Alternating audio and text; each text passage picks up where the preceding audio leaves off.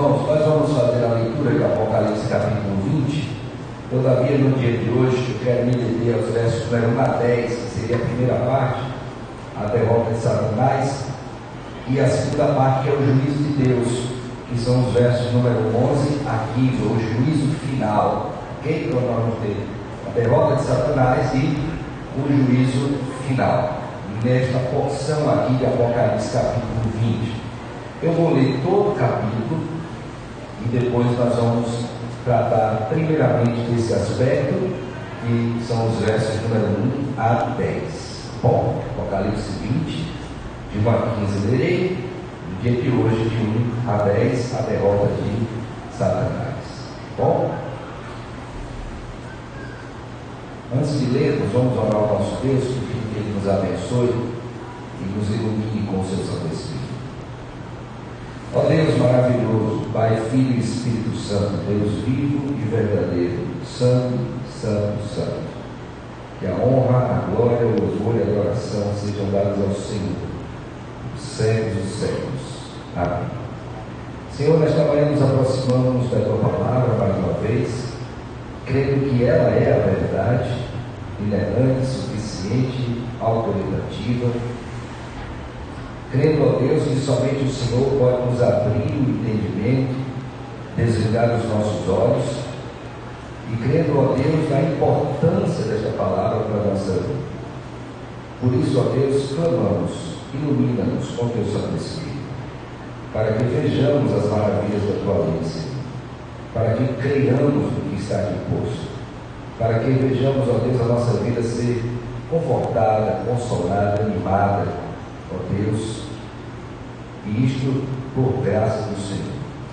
Toma-nos todos nas Tuas mãos, a começar em mim, desde a leitura da mesma. Assim nós pedimos, certos da graça e do Teu poder sobre nós. Oramos confiados nos méritos do Senhor Jesus Cristo, o nosso Salvador, o nosso Redentor. Em Ele oramos. Amém. Então vi descer do céu um anjo, tinha na mão a chave do abismo e uma grande corrente. Ele segurou o dragão, a antiga serpente, que é o diabo, Satanás, e o prendeu por 1000 anos. Lançou-o no abismo, fechou-o e pôs selo sobre ele para que não mais enganasse as nações até se completarem os 1000 anos. Depois disso, é necessário que ele seja solto pouco tempo. Vi também tronos, e nestes sentados aqueles aos quais foi dada a autoridade de julgar.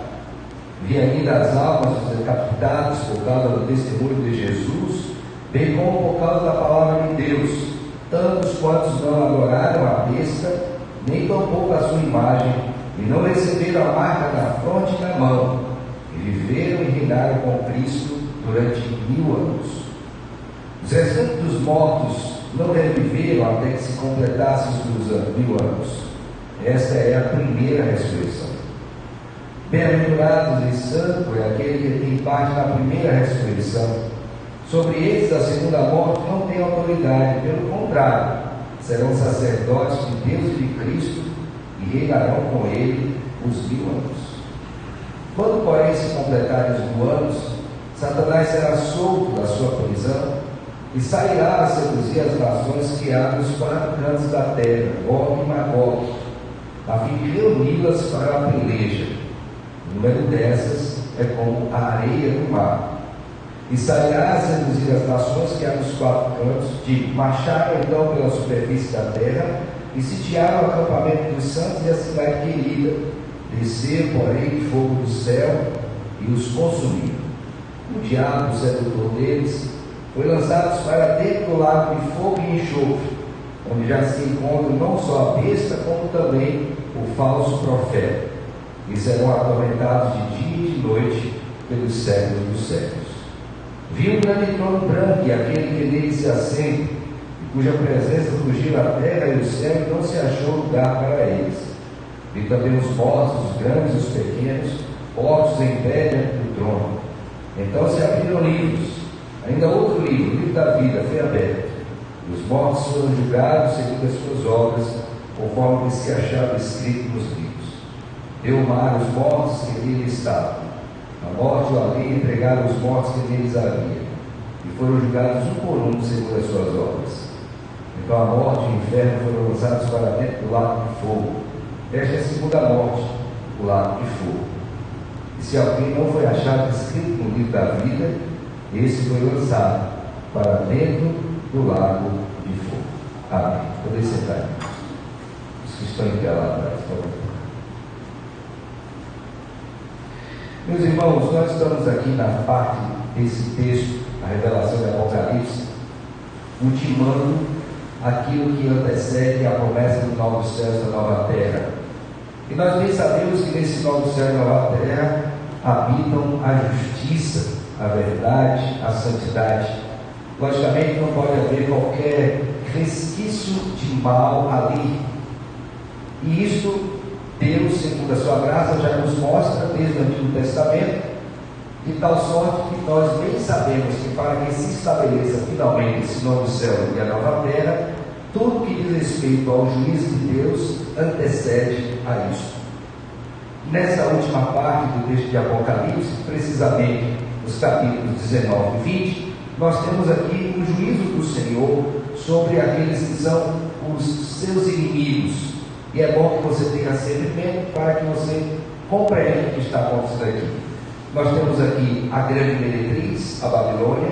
Nós temos a besta que emerge do mar. Nós temos a besta que emerge da terra e temos o dragão.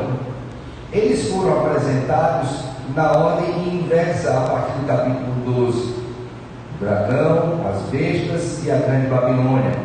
Mas Deus, por sua sabedoria, resolveu tratá-los e mostrar como esse tratamento seria exatamente na ordem inversa da sua apresentação.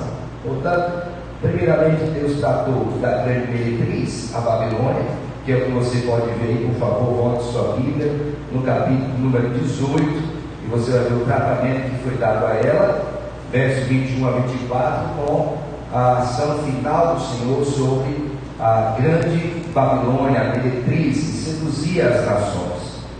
Depois você vai ver no capítulo de número 19, o Senhor Deus vencendo as duas bestas, tanto a que emerge do mar, quanto a que emerge também da terra. E logicamente isso te levará à seguinte questão: e o dragão, a grande serpente, o que há que acontecer com ele? É exatamente nesse capítulo número 20 que você tem aí a descrição do julgamento do Senhor contra o dragão. E você verá isso precisamente nos versos número 1 até o verso número 10. Então a primeira coisa que eu queria que você tivesse em mente é exatamente isso, que Deus está nesta sessão, capítulo 18 até o capítulo 20, tratando individualmente de cada um dos seus inimigos.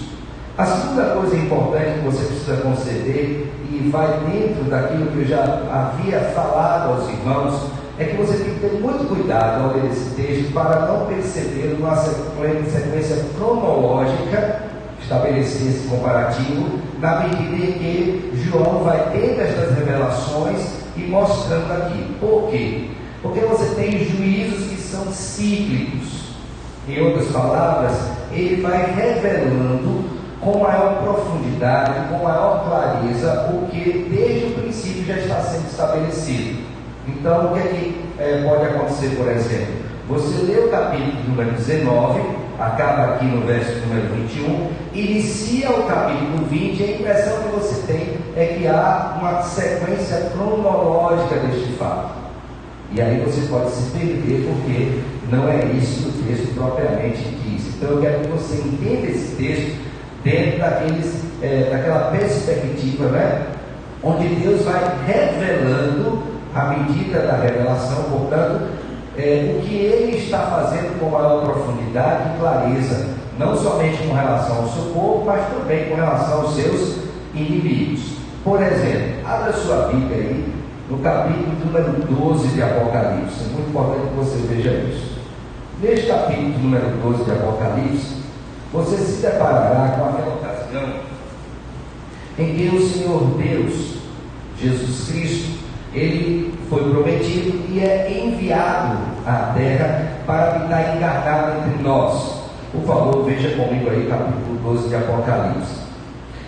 E nesta cena que João descreve, e é importante que você entenda isso, por isso que eu disse a questão da ordem cronológica, para você não se perder.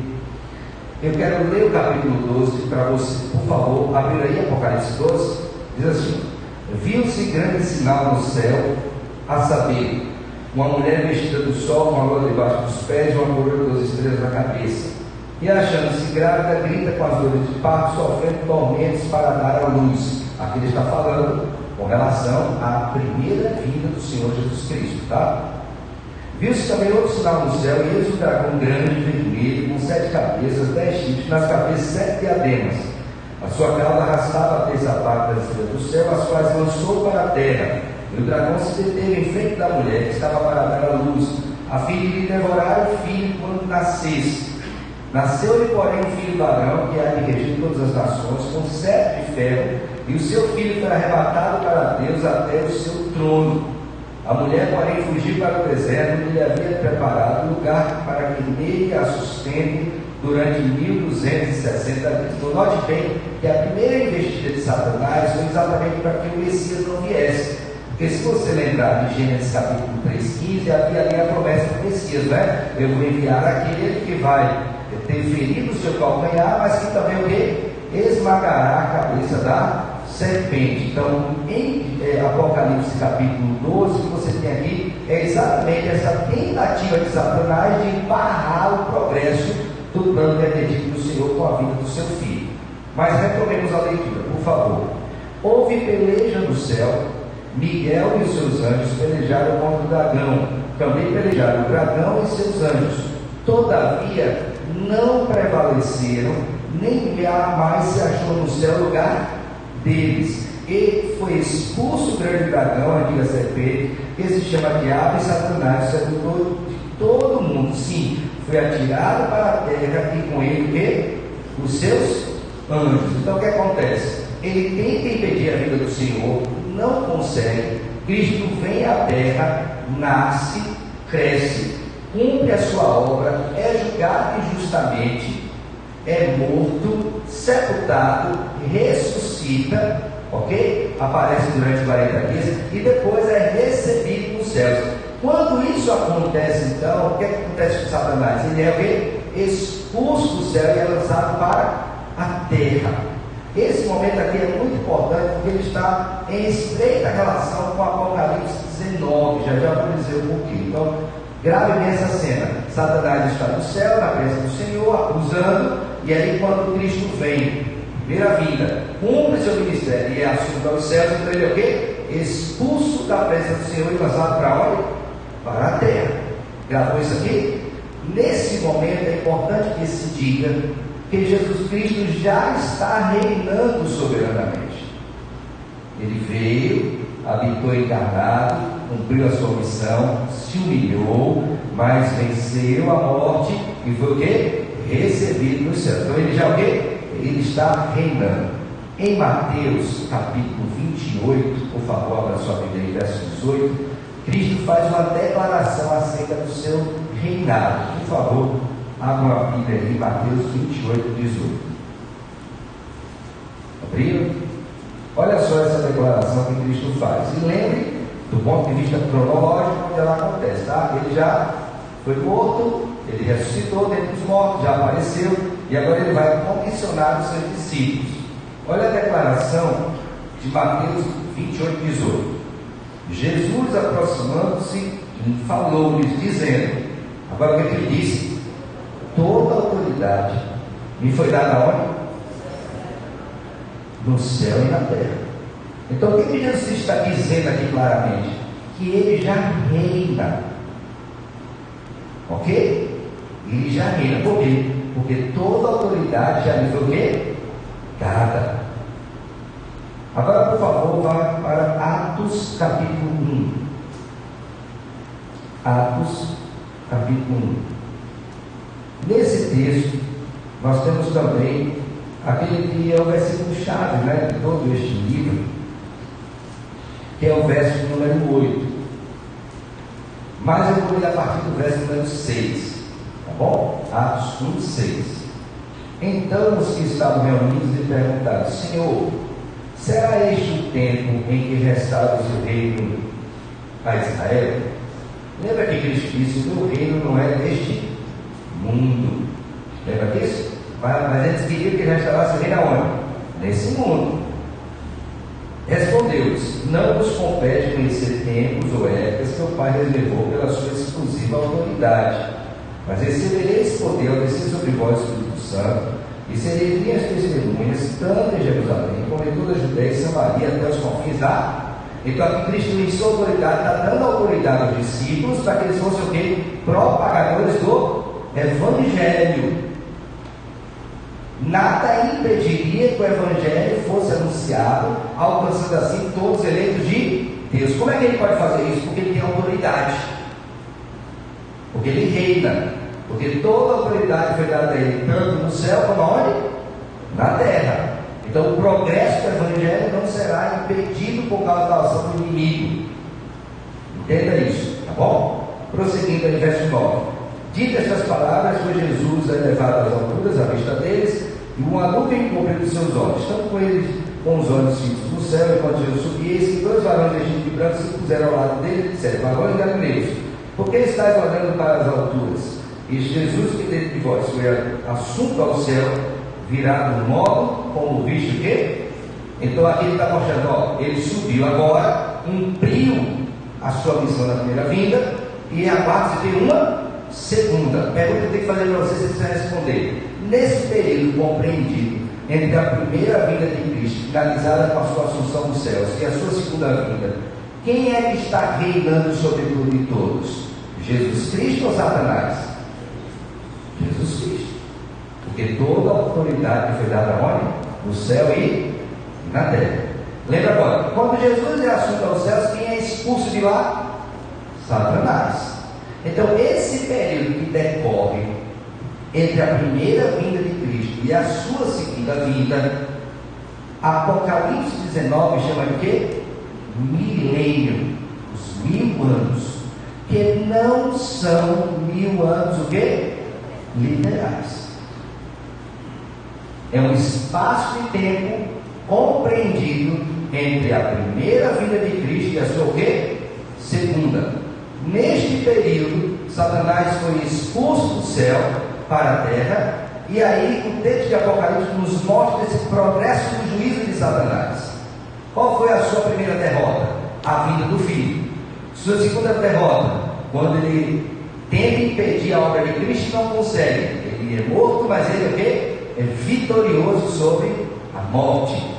Ok? E aí quando ele assume aos céus com autoridade, então Satanás é então expulso e lançado pela terra. Ou seja, a derrota de Satanás não começou num momento específico, já se aproximando do fim, mas já desde a vinda do Senhor Jesus Cristo. E se você olhar um pouco mais para trás, desde toda a eternidade, isso já está o quê?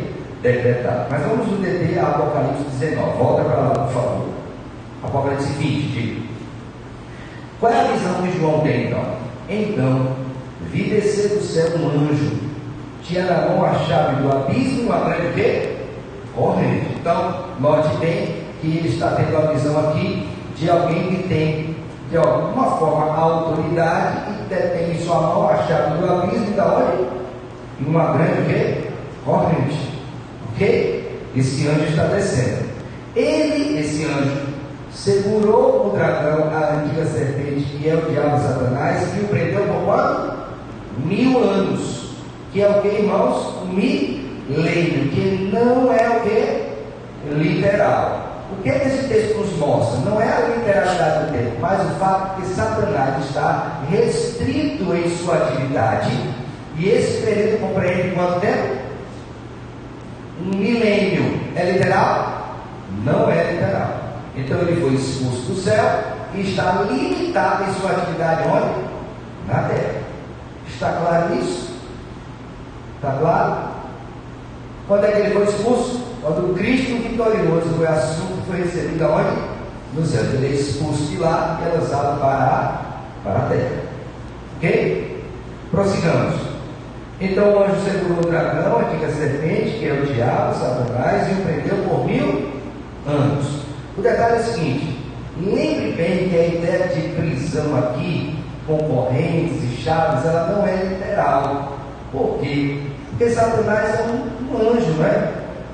Então, não tem como você prender aquilo que não tem corpo. Então, por que citar aqui chave, correntes, cadeias? Por que isso? Para mostrar a ideia por trás disso, que é de limitação de atuação e de poder. Ok, irmãos? Então, aquela questão de botar uma bola no pé de Satanás no chifre da ração, não. Aquilo ali não existe literalmente. É para mostrar a limitação de atuação, de poder dele. Ele não mais pode fazer o que desejaria. Ele não é enganador? Ok, ele vai tentar atuar, mas ele não vai impedir o quê? E aqui é uma coisa muito importante. Quando Cristo foi assunto aos céus, antes de subir, ele disse em Atos 8 que daria aos discípulos o quê? Poder. Para quê? Para ser o quê? Testemunha. Então, nesse período que decorre entre a primeira vinda de Cristo e a segunda, como é que a gente vê o poder de Deus atuando? Na medida em que há o progresso da pregação do Evangelho a todos os povos, tribos, línguas e nações. Abra sua Bíblia agora aí, por favor, em Mateus capítulo 16. Olha o que Cristo diz a Pedro. Mateus capítulo 16. Abriram? Vou ler a partir do verso 13.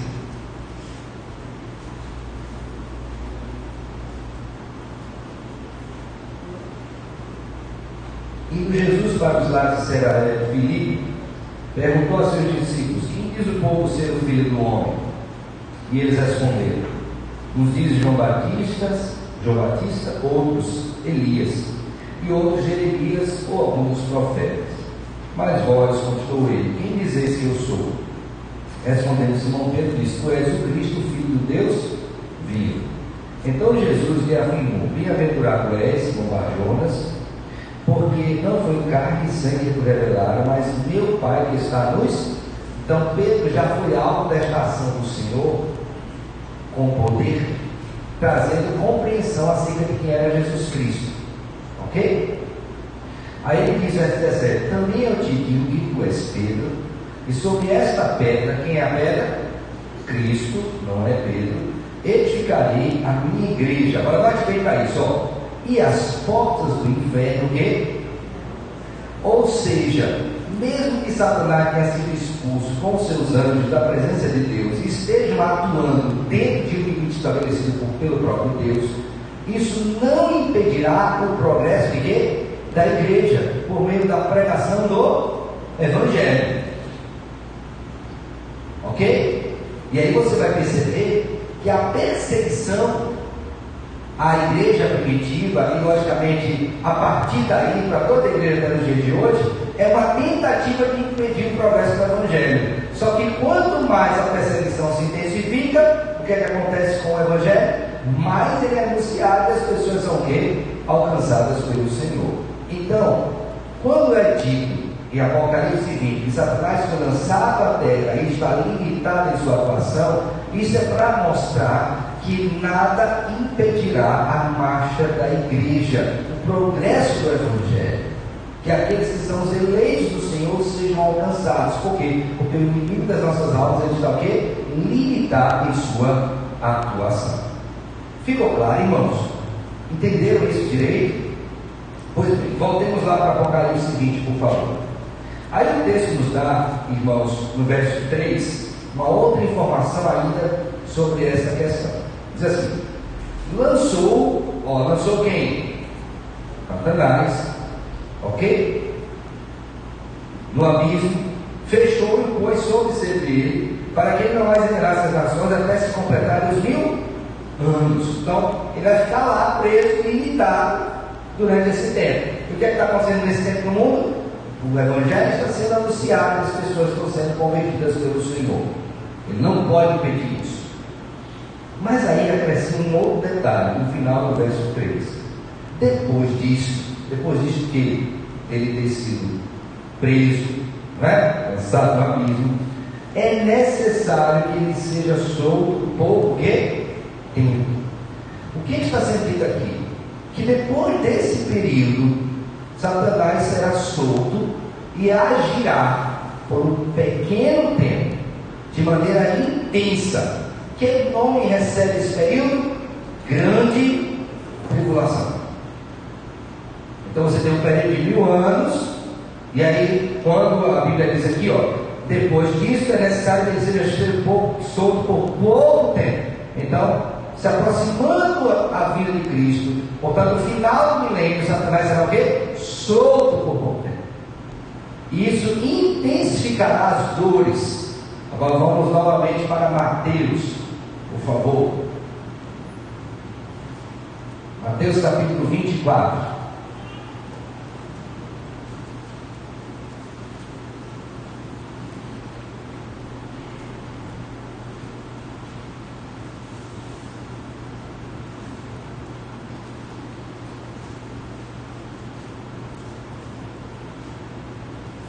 Abriram?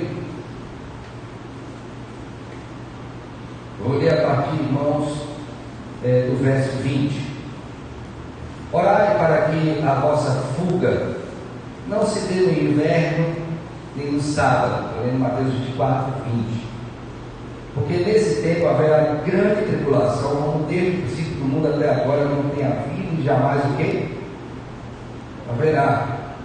Não tivesse aqueles dias sido abreviados, ninguém seria salvo, mas por causa dos escolhidos, tais dias serão o quê? Abreviados. Que dias são esses que Cristo refere nesse texto? Exatamente o que nós temos em Apocalipse capítulo 20, verso número 3.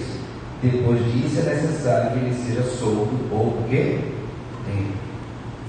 Ficou claro? Então você tem aqui esta prisão de Satanás durante este período, onde ele estará restrito em sua atuação, o Evangelho progredirá, mas próximo à vida de Cristo ele será solto por pouco tempo e atuará de maneira muito dura, a ponto de a própria Escritura dizer, segundo Cristo Jesus, que se aqueles dias não fossem abreviados, até os eleitos se perderiam. Ficou claro isso aqui, irmãos? Tranquilo? Agora vejam, tudo isso é parte desse processo de juízo de Deus, que agora está sendo detalhado em qual aspecto? Como Deus trabalhará ou tratará o dragão, a antiga serpente Satanás. Como foi que ele tratou? Venceu na sua vida, venceu na sua morte e ressurreição, foi assunto aos céus, expulso do céu Satanás, atua durante 1000 anos, próximo à vinda de Cristo, ele é liberto porque esteve preso durante esse período, restrita em sua atividade, e aí intensifica-se uma grande tribulação sobre o povo do Senhor. Está claro esse esquema aqui na mente dos irmãos?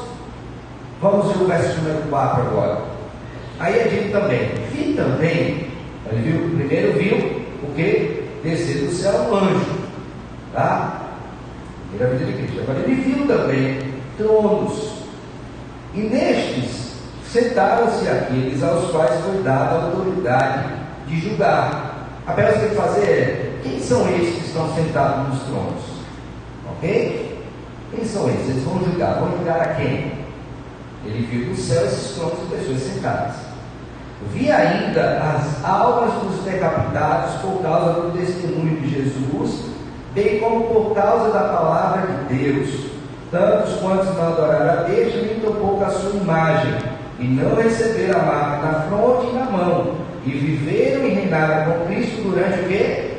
1000 anos. Então, quando ele vê tronos, ele vê duas coisas: aqueles que estão habilitados para sentar e julgarem, e as almas que foram o quê?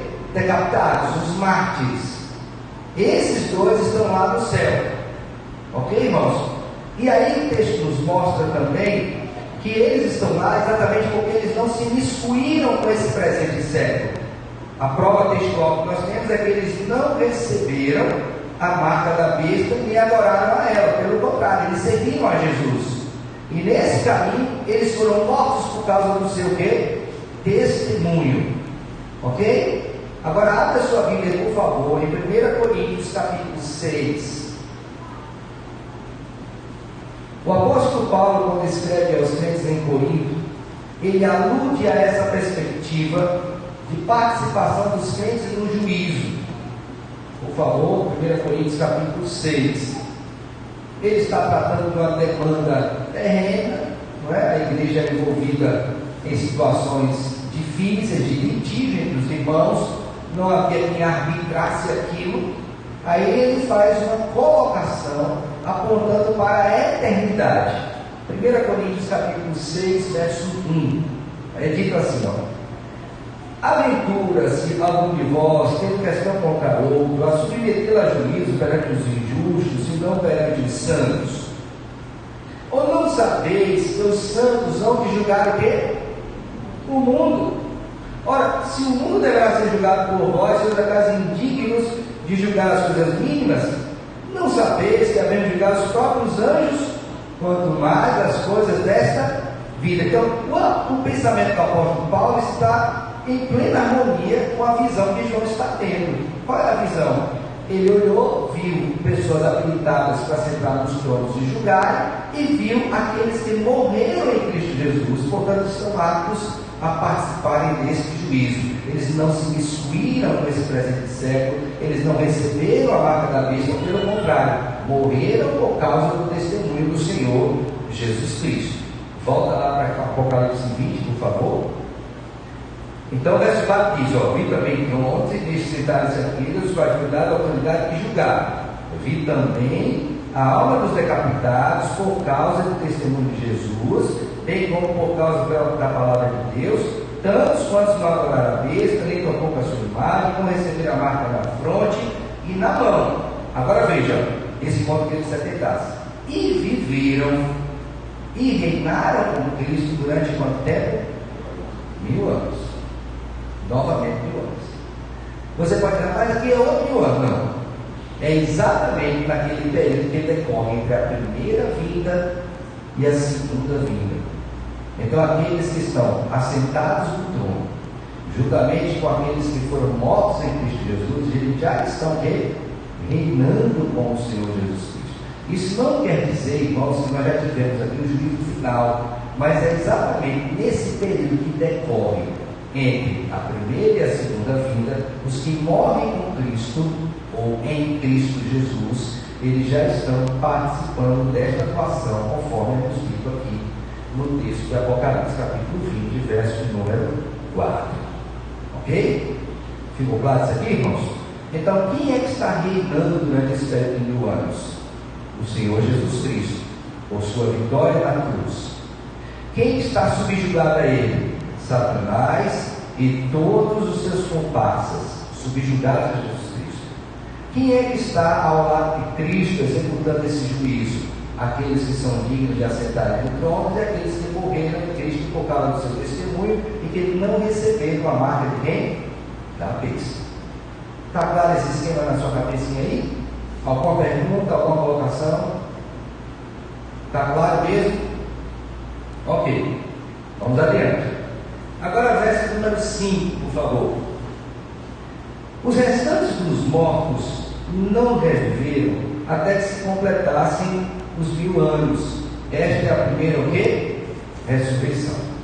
Irmãos, sobre esse tópico aqui da primeira ressurreição, existe também muitas controvérsias além dos 1000 anos. O que seria essa primeira ressurreição? Eu, particularmente, creio que o que está aqui posto é o que temos em 1 Coríntios capítulo 15. Por favor, abra sua Bíblia agora em 1 Coríntios 15. Você lembra, né, que Adão, lá no Éden, é chamado na Bíblia de o primeiro o quê? Adão. E Cristo é chamado de quê? O segundo Adão. Por favor, abra sua Bíblia aí, 1 Coríntios capítulo 15. Verso 20. De 1 a 19, Cristo vai usar o apóstolo Paulo para fazer a defesa da ressurreição. Ok? Se os mortos não ressuscitam, então é vã a nossa fé, é vã a nossa pregação, e somos considerados como os mais felizes de todos os homens. Mas não é assim. Qual é a base que ele firma isso? Porque Cristo ressuscitou.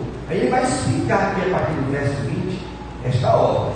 Por favor, acompanhe comigo. 1 Coríntios 15, 20. Mas, de fato, Cristo ressuscitou dentre os mortos, sendo Ele, o que, irmãos? Então, esta primeira ressurreição, que temos a alusão em Apocalipse 20, a melhor interpretação versa que seja qual ressurreição? Aquela na qual todos nós seremos ressuscitados. E a ressurreição de quem? Do Senhor Jesus Cristo. Porque outras palavras dizem assim: bem-aventurados aqueles que estão em Cristo, que foi o primeiro a ressuscitar dentre os mortos. Aí você vai dizer, pastor, mas na Bíblia, antes de Cristo ressuscitar, nós temos eventos de ressurreição no Antigo Testamento. Não é? O filho daquela mulher ressuscitou, aquele homem foi lançado na corda do profeta e ressuscitou. Então não é a primeira ressurreição. Mas lembre bem que aqui nós estamos falando daquela ressurreição onde a pessoa, como Lázaro, por exemplo, ressurgiu entre os mortos e morreu novamente. Aqui é a ressurreição para a glória eterna. Cristo foi o primeiro, por isso ele é as primícias dos que dormem. Por favor, vamos retomar o texto aí, 1 Coríntios 15. Visto que a morte veio, verso 21, por um homem. Quem foi esse homem pelo qual a morte veio? Adão, o primeiro Adão. A morte não entrou, e com ele Adão pecou, com ele todos pecaram, e a morte entrou no mundo por meio dele. Então, visto que a morte veio por um homem, também por um homem veio o quê? A ressurreição dos mortos. Quem foi esse? Foi o filho daquela mulher?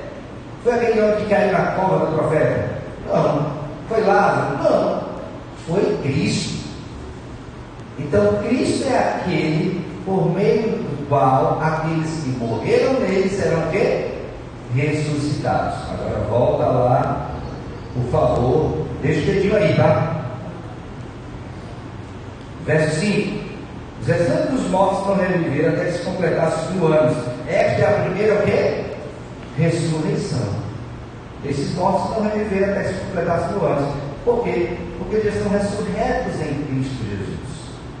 Não é o juízo final, mas eles estão vivos em Cristo Jesus. Volta lá para 1 Coríntios 15, por favor. Verso de número 23. Cada um, porém, por sua própria ordem.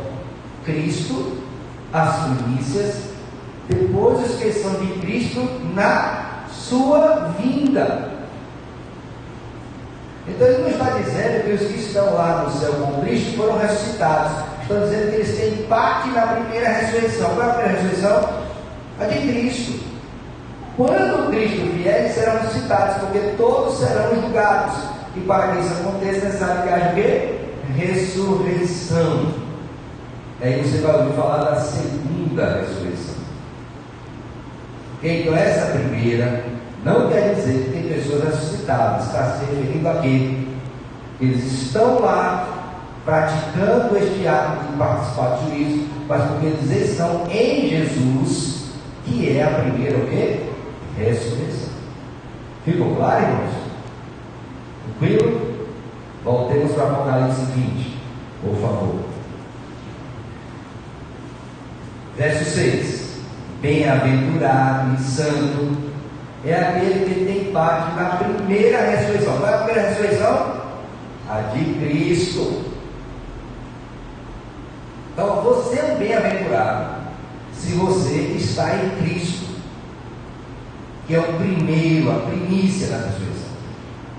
Por isso que ele diz: mais do que feliz, favorecida você por ter parte na onde?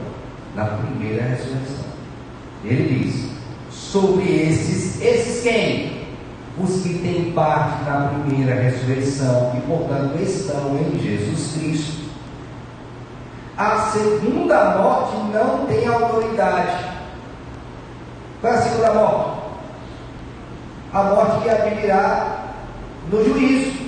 Porque a primeira já experimentaram quando morreram aqui, nasceram, viveram, morreram. Mas tem entre esses que morreram em Cristo, tem parte na primeira ressurreição, e aqueles que morreram sem Cristo não tem parte na primeira ressurreição. Por isso que ele diz: sobre esses quem? Os que têm parte na primeira ressurreição de Cristo. a segunda morte não tem o quê? Autoridade. Agora, por favor, volte novamente para 1 Coríntios 15. Quando Cristo venceu,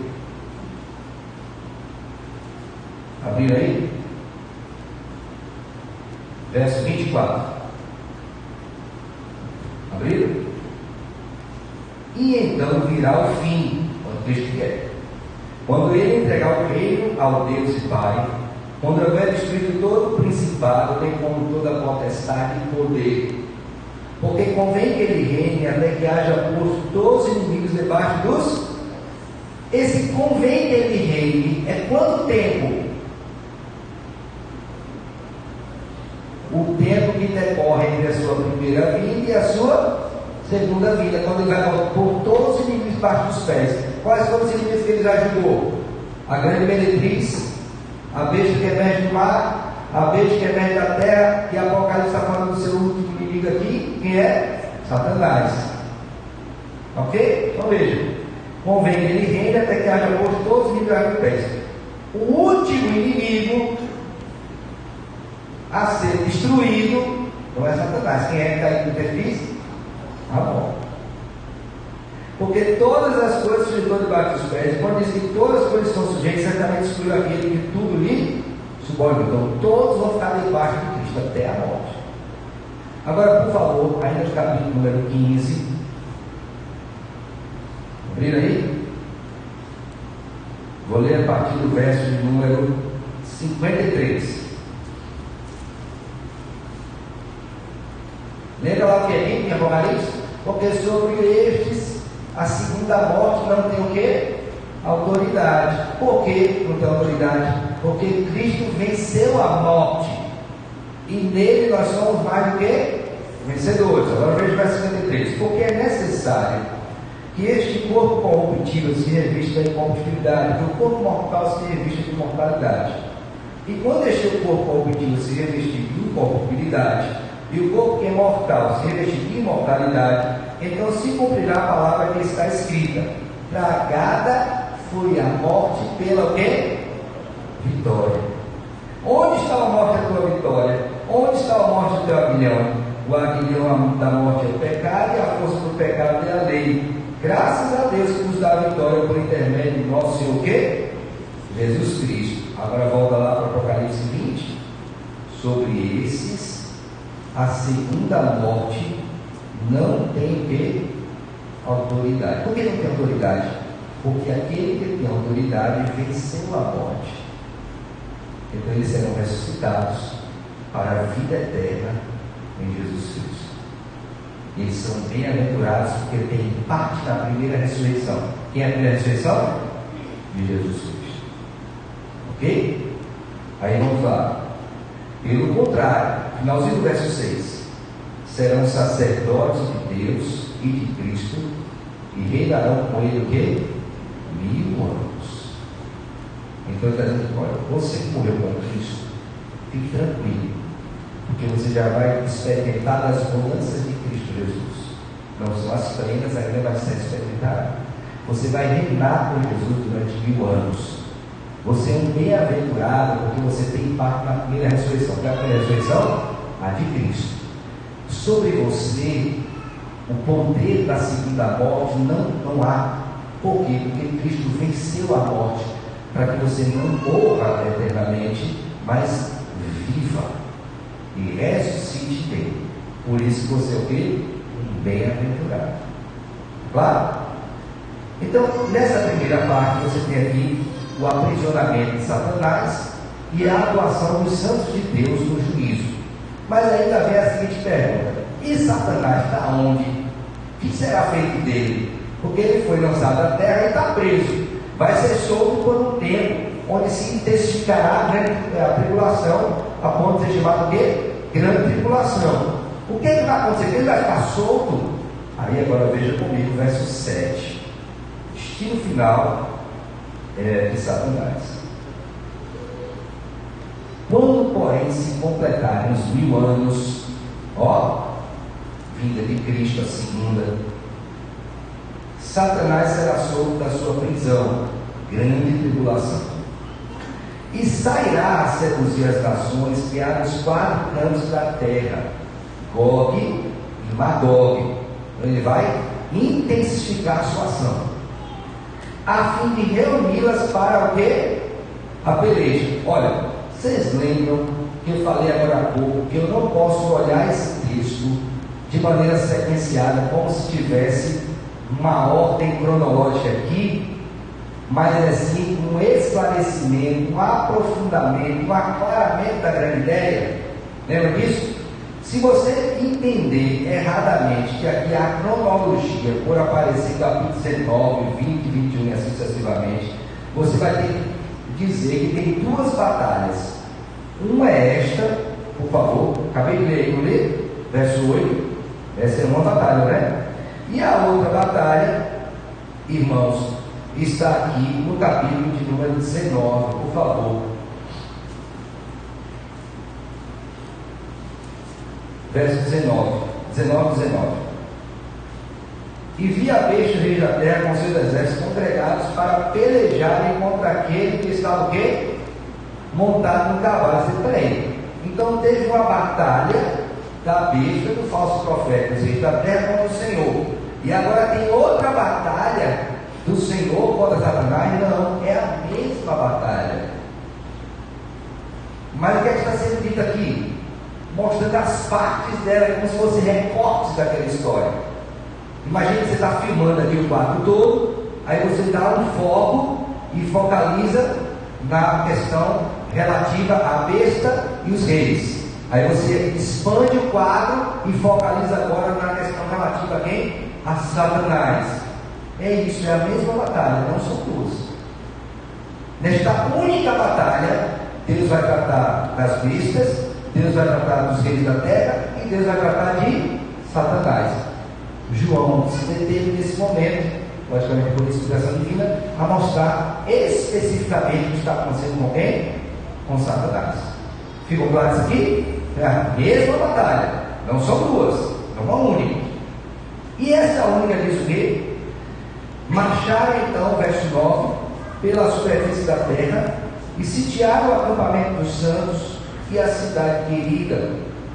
Desceu, porém, fogo do céu e os consumiu. Lembra que eu disse que a linguagem do Senhor para a destruição era uma linguagem muito simples e direta? Acabou.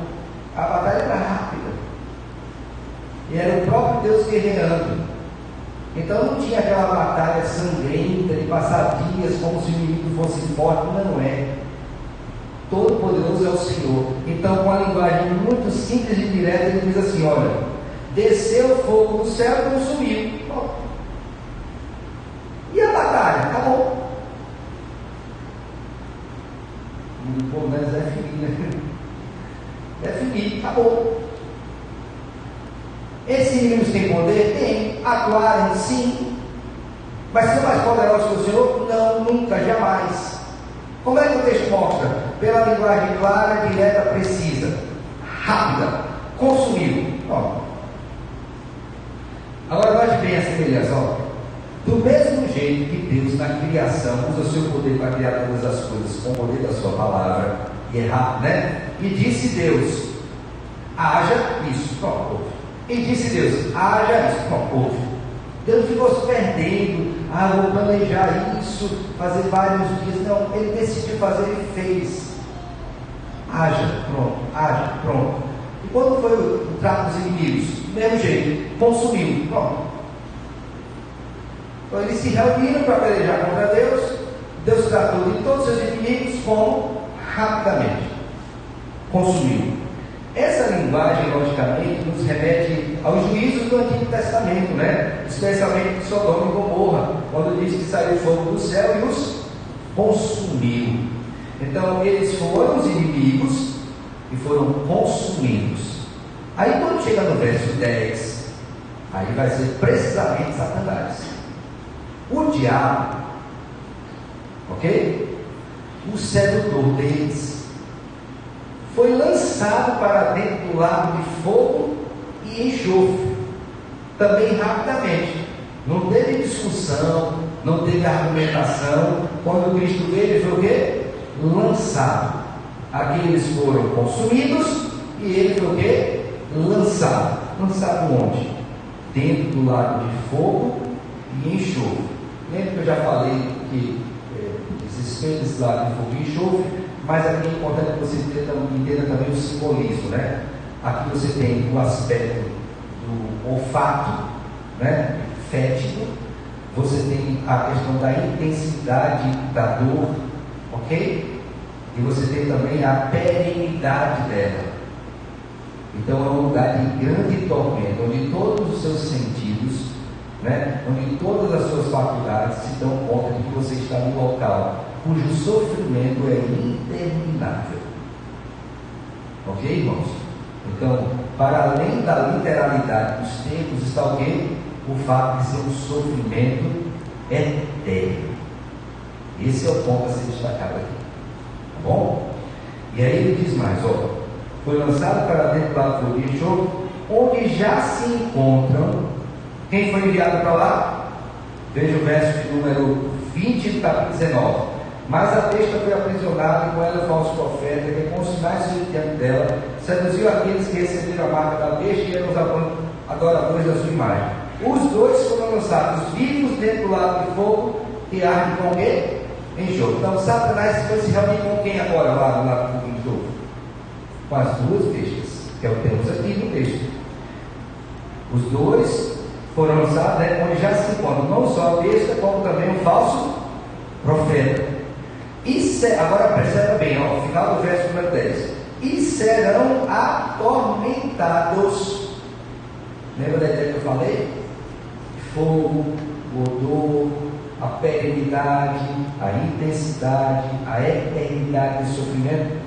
E serão atormentados, aí reforça, de dia e de noite. Então a pergunta é: em algum momento esse sofrimento se acabará?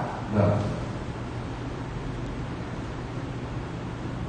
Quando você conversa com alguém que está sofrendo, especialmente alguém que está com depressão, ele diz assim, ó, quando está o dia, ele pede para chegar à noite, para passar aquele dia que está difícil.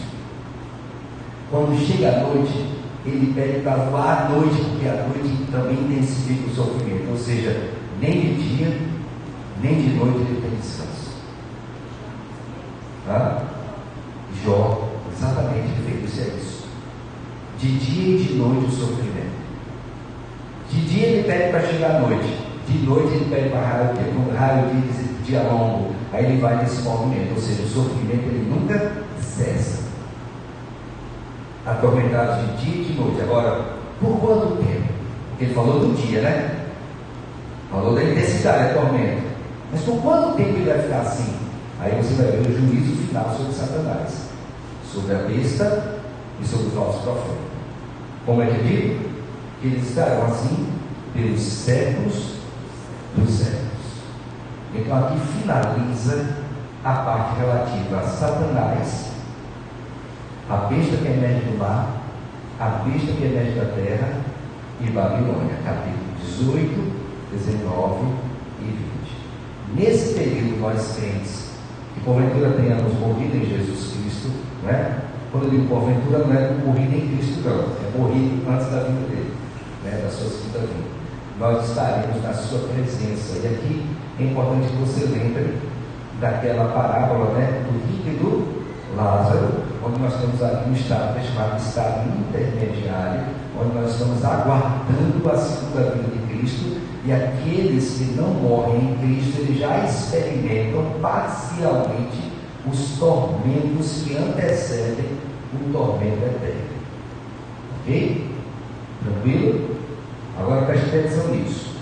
A partir do verso 11 até o verso 15, o julgamento agora não será mais para Satanás, nem será para as bestas e nem para a Babilônia. Por quê? Porque eles já foram julgados. Mas quem é que falta ser julgado? Aqueles que foram criados segundo a imagem de Deus e que ainda não teve o juízo final, que é exatamente o que você tem do verso 11 até o verso 15 do capítulo de número 20. Ok? Tranquilo? Dito isso, recapitulando, Satanás está limitado em seu poder durante 1000 anos. Próximo à vinda de Cristo, ele é solto por pouco tempo. A tribulação se intensifica, chamado de grande tribulação, período duro. Se não fosse o Cristo vir logo, até os escolhidos seriam o quê? Enganados. Mateus 24. Nesse período, os que morrem em Cristo, portanto, têm parte na primeira ressurreição. Eles morreram e estão no estado de gozo temporário, até que venha o gozo final.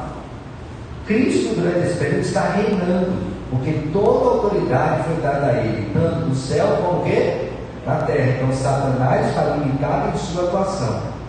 Mas haverá o tempo em que ele será solto, e Cristo virá nesta grande batalha, que não são duas, mas apenas uma, vista em perspectiva diferente, onde ele vai julgar os inimigos, Babilônia, a besta que emerge do mar, a besta que emerge da terra, e também Satanás.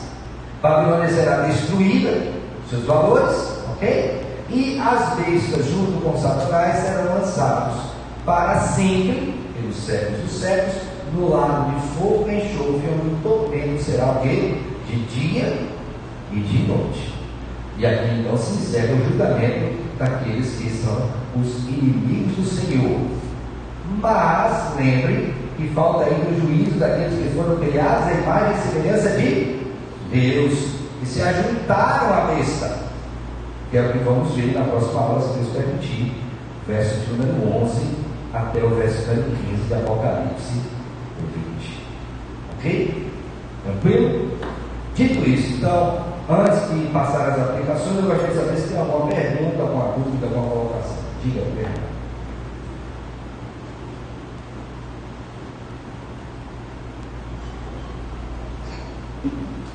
Pastor, eu sou filho de Jó e existe um limite. E aqui no Apocalipse 20, aqui no versículo 7, quando Satanás vai ser solto por 1000 anos, aqui vai ter algum limite? Sim, nesse período em que Satanás está, durante esses 1000 anos, ele está limitado em sua atuação, ok? E no período da grande tribulação, ele será liberado para atuar mais duramente. Mas não se esqueça de que ele tem sempre alguém no trono orientando isso. Tanto é que o limite é tempo e daquilo que ele pode fazer, porque senão até os próprios eleitos então estariam debaixo de grande risco. Então tem limitação em todas as duas épocas. Vai depender de se tem ou não? Satanás não escolhe quem ele quer castigar, né? Do ponto de vista geral. Foi imagem e semelhança de Deus, ele quer matar, roubar e destruir. Mas sobre os crentes, isso se intensifica de maneira mais aguda.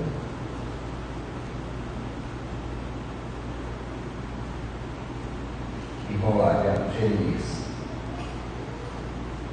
Entendeu a resposta, meu filho? Ele quer o mal de todos, sobre os crentes de maneira mais aguda. Pastor, alguns já têm conhecimento das correntes, mas eu queria que você explicasse um pouco aí sobre o iluminismo, a iluminismo. Ok. Eu creio que esteja aqui nesse conteúdo da pregação. Com certeza está, meu irmão. E esse é exatamente o capítulo mais controverso sobre isso. Por isso que a minha opção hoje foi explicar a nossa posição. Eu não toquei nas outras, porque eu entendo que se você entender a Bíblia, você terá maior facilidade de rechaçar as outras. Nesse sentido, eu preparei um estudo que eu darei aqui para explicar essas correntes especificamente, porque isso demandaria um tempo muito grande.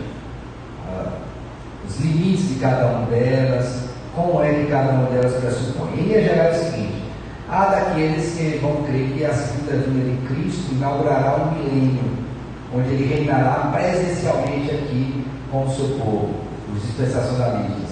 Outros que vão falar dos pré-milenistas, né, que também advogam essa vinda do reino de Cristo, mas em várias vindas. Você também tem os pós-milenistas, que são outros que advogam quase como nós, mas creio num avanço do Evangelho, numa melhora do mundo por conta da pregação do Evangelho. Então são projeções que elas vão requerer realmente maior tempo. Então eu peço desculpa ao irmão, porque nós não temos tempo de fazer isso, mas me comprometo de dar esse estudo já preparado sobre essas correntes. Ok? Mas é aqui que está realmente o ponto de diferenciação entre essas perspectivas. Pastor, por que o senhor fez isso hoje? Porque a minha ideia é explicar o livro, ok? E depois entrar nesse ponto teológico específico aí. Não que o livro não tenha teologia, né? Mas porque isso demandaria mais tempo. Mais alguma pergunta ou colocação? Ok, então vamos às aplicações aqui. Na verdade, eu já fiz até isso aqui na igreja no tempo passado, eu tenho até um slide, e aí depois eu faço novamente, tá bom? Porque é necessário a gente ter isso bem esclarecido. Eu estava analisando esses últimos dias, né, alguns acontecimentos que tivemos, e uma das coisas que ficou muito patente para mim foi o que um professor meu disse há um tempo atrás. Ele disse o seguinte: olha, a sua perspectiva escatológica orienta toda a sua hermenêutica, toda a sua interpretação. Se pegar errado aqui, todo mais vai estar comprometido, infelizmente. Então realmente é um ponto importante. Por isso que eu disse, vou falar logo o que é o certo, porque fazendo assim você já tem uma visão mais segura, tem como se assegurar a verdade, e depois o restante você tem condição de rechaçar. Mas é importante que você tenha essa visão bem acurada. Como na prática isso reflete na oração, na santificação, em todos os aspectos da vida. Tudo, mexe com tudo. Oração, santificação, né? Consolo em minhas dores, tudo é balizado por isso. Ok? Vamos então às aplicações, irmãos? A primeira coisa que eu queria pensar com os irmãos é a seguinte: o juízo de Deus sobre os seus inimigos é certo. Não se esqueça disso. Todos aqueles que são contra o Senhor e contra o seu povo serão julgados. A começar do nosso arqui-inimigo, que é Satanás. Por isso, irmãos, note bem que tanto quando foi falada a questão do julgamento das bestas de Satanás, o povo de Deus não entrou na luta, não. Foi Deus que veio e fez, acabou. Ele mesmo é o nosso juiz. Ele mesmo dará a cada um conforme as suas obras. Então não se esqueça disso. Às vezes você vai olhar as coisas do mundo aí, como acontecem, nas várias áreas em que nós estamos atuando, e você pode correr o risco de ficar revoltado e querer lançar mão da própria justiça.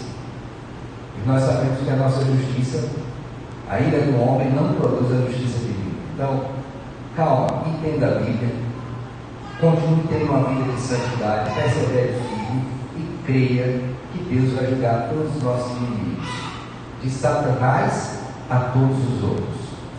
Isso é uma palavra que deve nos confortar muito e nos dirigir, nos orientar no nosso procedimento hoje, porque certamente, irmãos, com o que temos visto, com o que temos ouvido, a semelhança do justo Ló, que a Bíblia declara sobre ele, que atormentava a sua alma pelas coisas que via e ouvia. É possível que você esteja exatamente nessa condição, atormentado. Meu Deus, é tanta impiedade, tanta coisa louca acontecendo. O que é isso? A atuação do maligno. E aí você quer dar a sua provisão. Não faça isso. Confie no Senhor, seja santo e persevere firme. É isso que você precisa fazer. Aquele que perseverar até o fim receberá a coroa na vida. Lembre disso. Não queira se exaltar, se angustiar. Lembre que os apóstolos foram presos, bateram nele, expulsaram os discípulos, tomaram tudo deles, fizeram o que quiseram dentro do inimigo do Senhor. Mas todos eles, ilícitamente, serão julgados pelo Senhor. Então confie no Deus que é justo juiz e que julgará tudo e todos. Segunda coisa que eu queria pensar nesse texto, irmãos, é que nós vivemos dias difíceis de atuação do inimigo ainda com limitação e dos seus agentes. E às vezes a impressão que nós temos é que os crentes desconsideram isso, os riscos que diariamente nós corremos de termos a nossa fé assaltada. Não é à toa que Cristo diz: vigie e ore para não cair em tentação. Lembre disso, irmão, irmã, lembre disso. Todos nós estamos sujeitos à queda. Sabemos que Deus nos dá um escape, porque Ele é fiel, antes que caiamos. Mas se porventura isto acontecer, lembre-se do que Cristo disse para Pedro. Porque Ele disse: Pedro, Satanás nos requereu para nos peneirar. Eu, porém, intercedi por você, para que quando você for restaurado, você fortaleça seus irmãos. Então a intercessão de Cristo é finalmente a nossa grande garantia, a maior delas, de que permaneceremos firmes nele, no nosso Senhor. Então, nesse período, lembre, vai ter sofrimento, vai ter muita dor, vai ter muita angústia, vai ter morte, perda das coisas, que temos construído por graça de Deus. Mas o que a gente tem que fazer? Ficar firme em Jesus e confiante nele. Preserve-se. É isso que nós precisamos fazer. A terceira coisa que eu queria trazer para os irmãos à luz desse texto é a seguinte: você viu que lampejo de glória já nos foi dado. No verso de número 4 diz que aqueles que não se dobraram diante da besta, que não receberam a marca, eles foram vistos nos céus. Ali é como se você tivesse um lampejo da glória eterna em Jesus Cristo. Por isso que ao final do capítulo 15 de 1 Coríntios, por favor, abra aí sua Bíblia, Paulo dá uma esperança maravilhosa para a igreja. Porque às vezes, irmãos, pode parecer que você esteja trabalhando em vão. Só que o trabalho de Deus não é vão, e aqueles que trabalham no Senhor também não trabalham em vão. Então, qual é o encorajamento que Deus nos dá por meio do apóstolo Paulo? Por favor, lemos os dois últimos versículos de 1 Coríntios 15. Se eu não me engano, verso 57 e 58. É isso? Leiam juntos aí, 57 e 58. O que é?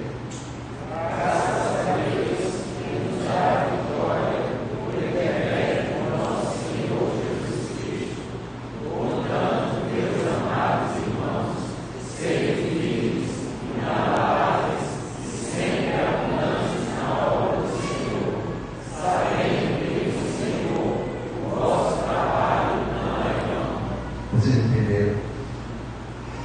A confiança na vitória de Jesus e a certeza de que não trabalhamos em vão em Cristo nos dá a grande alegria de prosseguirmos, mesmo nos dias mais difíceis, mesmo naqueles que são conhecidos como as noites escuras da alma.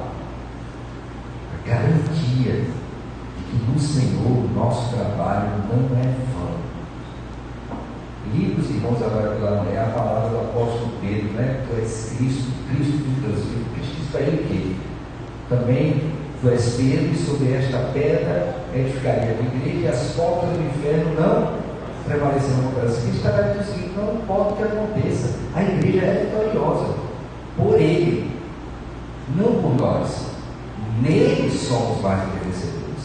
Então, se porventura você também está desanimado, Senhor, que vale a pena, Nós fomos aí recentemente, e depois eu darei uma palavra sobre isso, tomados um grande susto, uma situação tão delicada, envolvendo um irmão nosso, coisa terrível,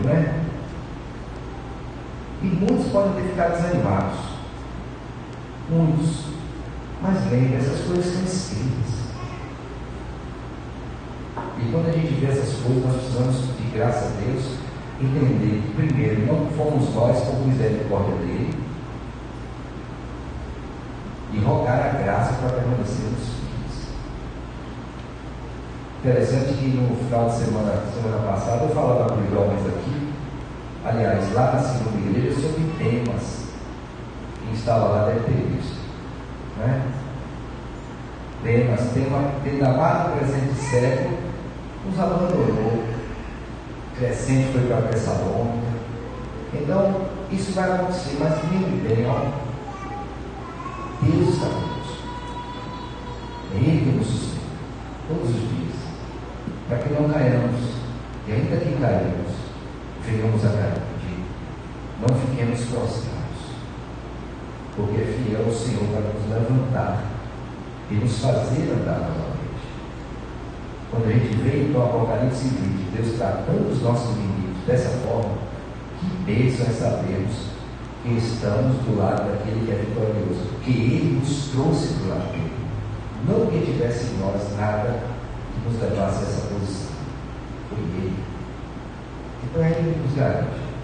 Quero finalizar dizendo o seguinte: aqueles que o Pai me deu, nem um só se perderá. Quem falou isso não fui eu, foi o Senhor Jesus Cristo. Então lembre disso, tá bom? Semana que vem, se Deus permitir, nós vamos ver o juízo final. E aí, como é que Deus vai tratar aqueles que foram criados à sua imagem e semelhança? Olhem por isso, para que a gente possa aprender mais da palavra do Senhor. Deus abençoe e nos guarde.